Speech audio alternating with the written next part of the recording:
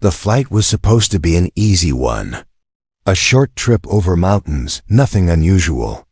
Passengers boarded calmly, storing bags, finding seats, scrolling through phones. Some talked quietly, some stared out the window, watching clouds drift past. No one expected anything special to happen. It was just another day in the sky. Among the passengers was a teenage girl sitting near the middle of the plane. She looked young, maybe too young to stand out in a place filled with adults. She kept her seatbelt fastened tightly and watched everything around her with quiet attention. Flying always made her alert. She liked to understand what was happening, even when others didn't care. The plane took off smoothly. Engines hummed steadily, and the seatbelt sign turned off. A few people closed their eyes to rest. Some ordered drinks. Everything felt normal. Outside, the sky was clear, and the mountains below looked calm and distant. About halfway into the flight, something changed. At first, it was so small that most people didn't notice. The plane gave a slight shake. Just a small one.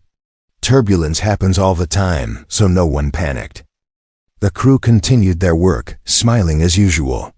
The pilot's voice came over the speaker, calm and professional, saying everything was fine. But the teenage girl noticed something different. The shaking didn't feel like normal air bumps. It felt uneven, like the plane was struggling.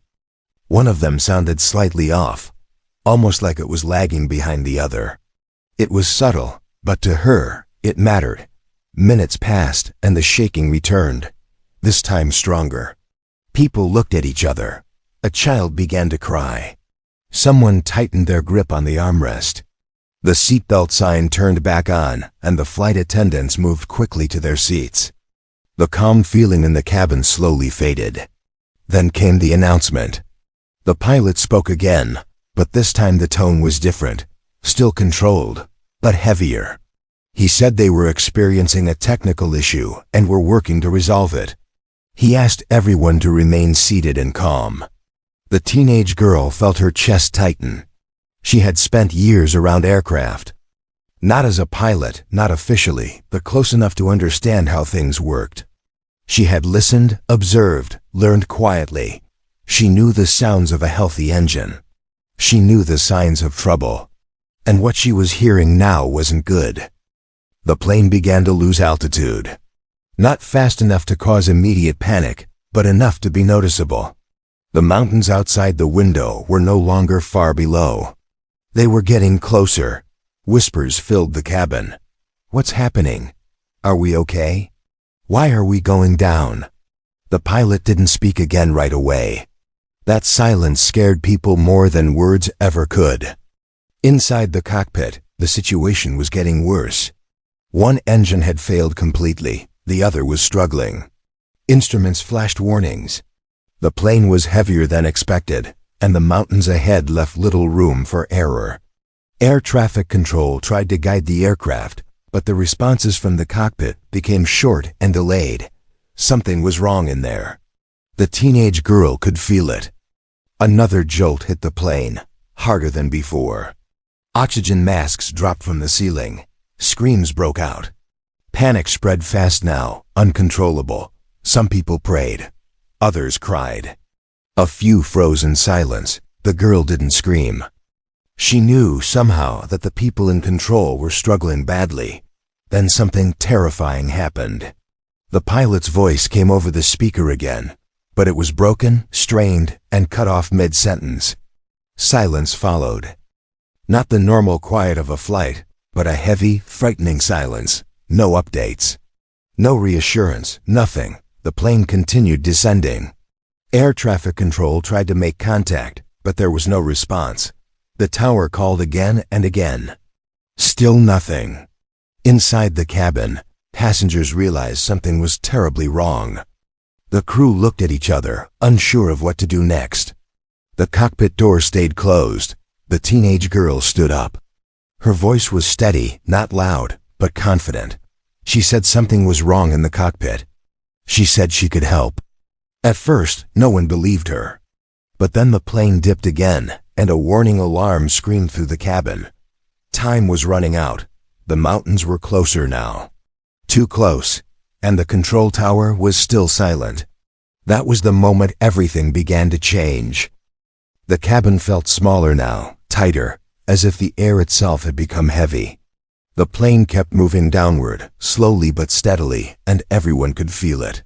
The mountains outside the windows no longer looked peaceful. They looked sharp and close, like a wall rising to meet them.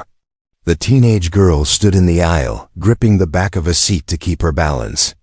Her legs trembled, not from fear alone, but from the weight of what she knew. This was no longer a situation where people could just wait and hope. Something inside the cockpit had gone very wrong. A flight attendant blocked her path again, fear clearly visible in her eyes. She told the girl to sit down, that it was dangerous to stand. The girl nodded, but instead of arguing, she leaned closer and spoke quietly. She explained what she had noticed earlier: the engine sound, the uneven descent, the sudden silence from the cockpit. Her words were calm, not rushed, not dramatic. The flight attendant hesitated. Another alarm sounded from the front of the plane, loud and sharp. The kind of sound that told everyone this was no longer a routine emergency. Passengers screamed. Someone shouted that they could see the mountain clearly now. The flight attendant's face changed. She turned and spoke quickly with another crew member. Both of them looked toward the cockpit door. It had been closed for a long time now. Too long. They knocked. No answer. They knocked harder.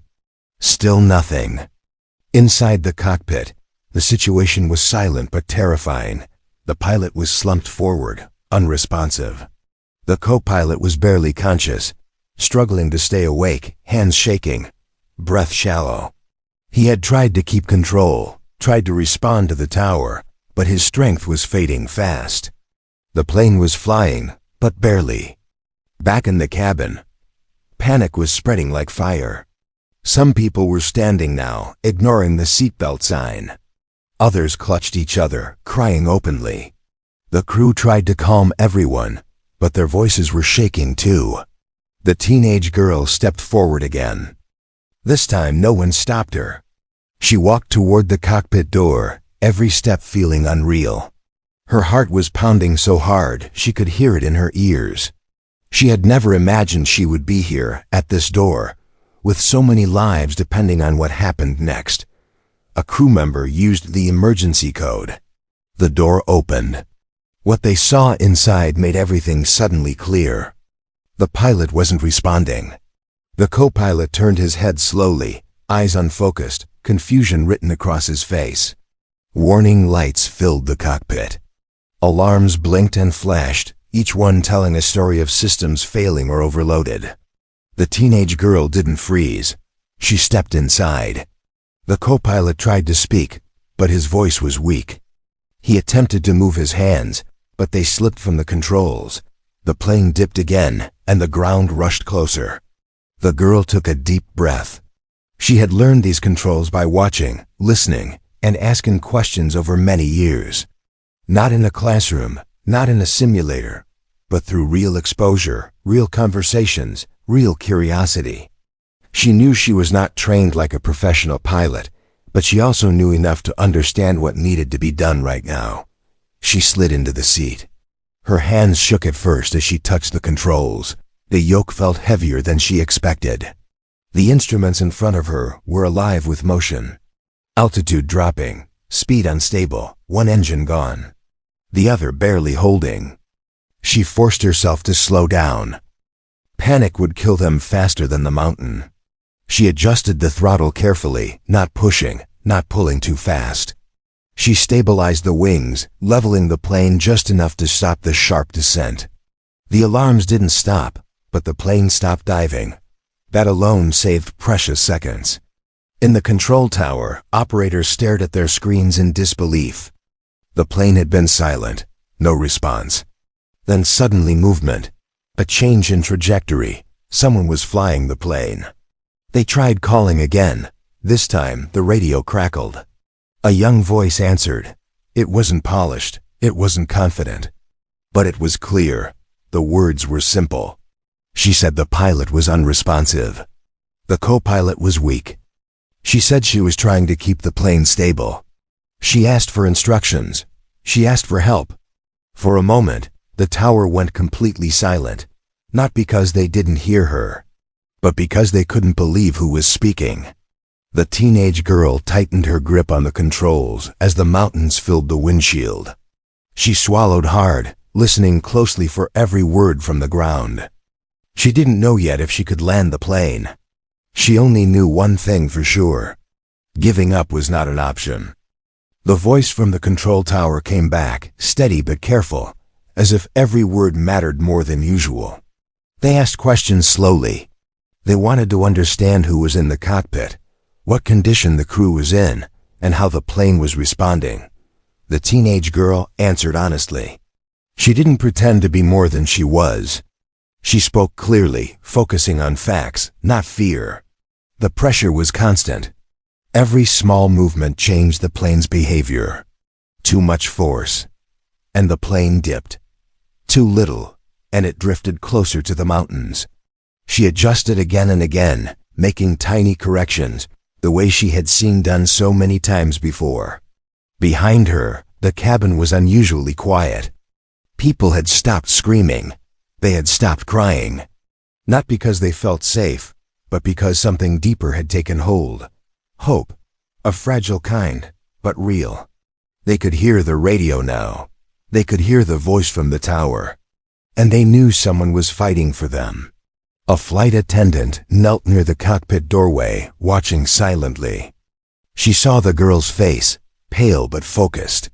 No tears, no panic, just determination. The kind that comes when fear has already been accepted and pushed aside. The plane shook again. A sudden gust of wind hit the side of the aircraft, causing it to tilt sharply. Gasps echoed through the cabin.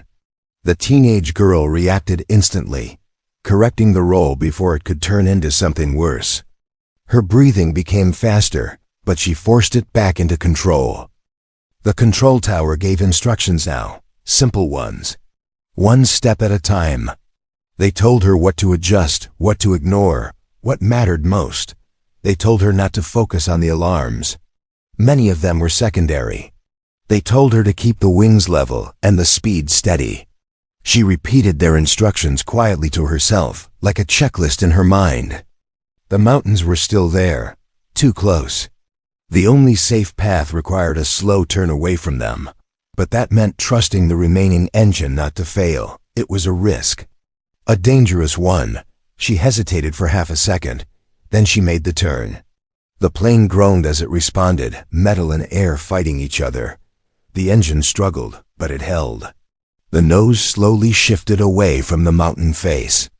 Outside the window, the sharp slopes began to slide out of view. A wave of relief moved through the cockpit.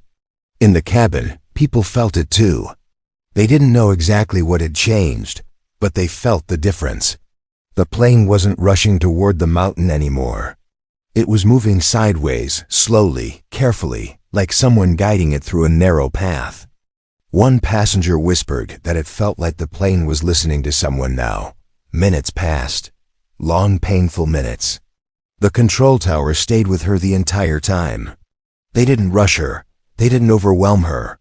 They spoke like someone would speak to a person standing on the edge of something dangerous, reminding them where to place their next step.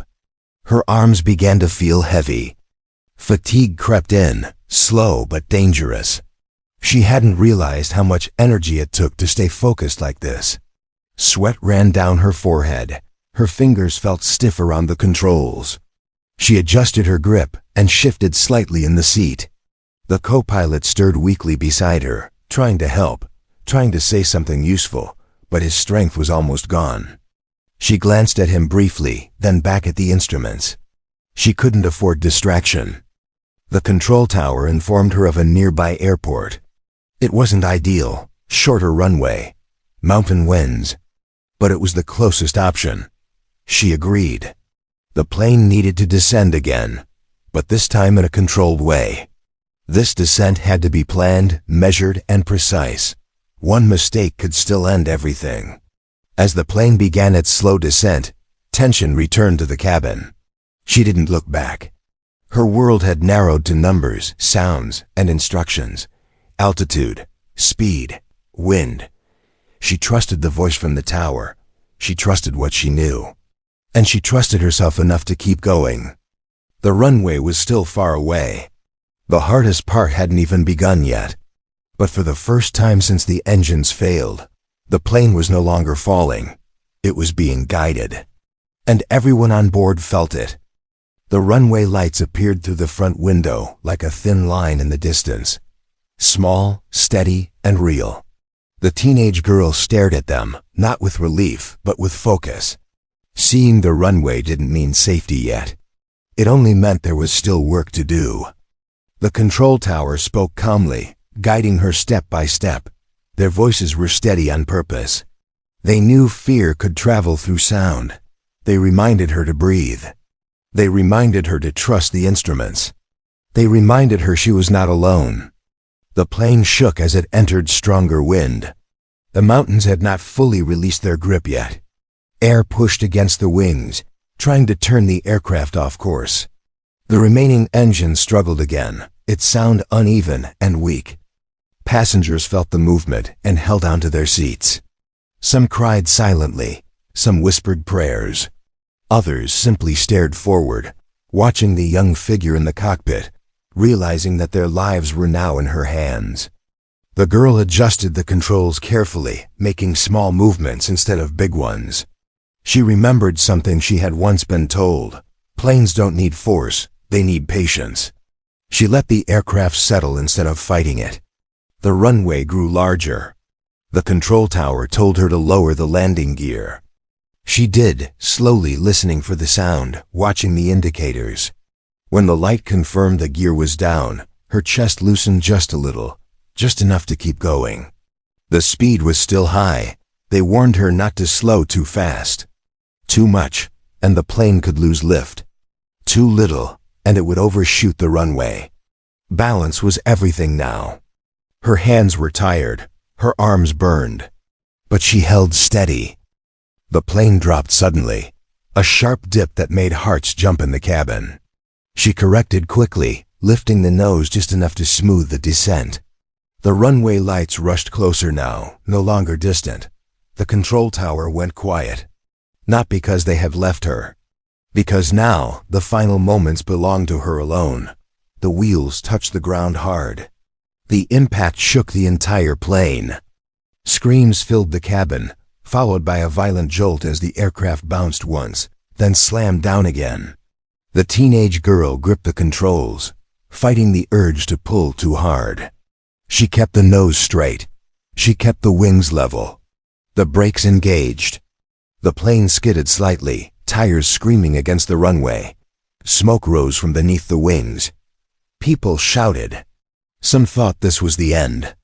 Then the plane slowed, more, until finally, it stopped. For a moment, no one moved. No cheers, no crying.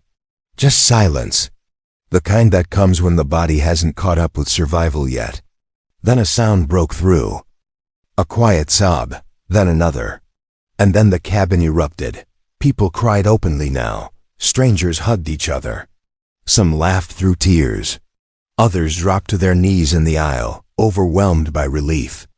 The teenage girl sat still in the cockpit, her hands resting on the controls, trembling. The control tower's voice returned, softer this time. They told her she had done it. They told her everyone was safe. She closed her eyes. Only then did the weight of everything finally hit her. Emergency crews surrounded the plane. Doors opened. Fresh air rushed in. Passengers exited slowly, many turning back to look at her as they passed. Some whispered thank you. Some simply nodded, unable to speak. She stepped out last. Standing on the runway, surrounded by flashing lights and stunned faces, she looked small again, just a teenager. No uniform, no title. Just someone who had refused to freeze when it mattered most. Later, people would talk about skill, about courage, about training. But those who were there would remember something else. They would remember the quiet focus, the steady hands, and the moment when a young girl took control, and everyone else was given another chance at life.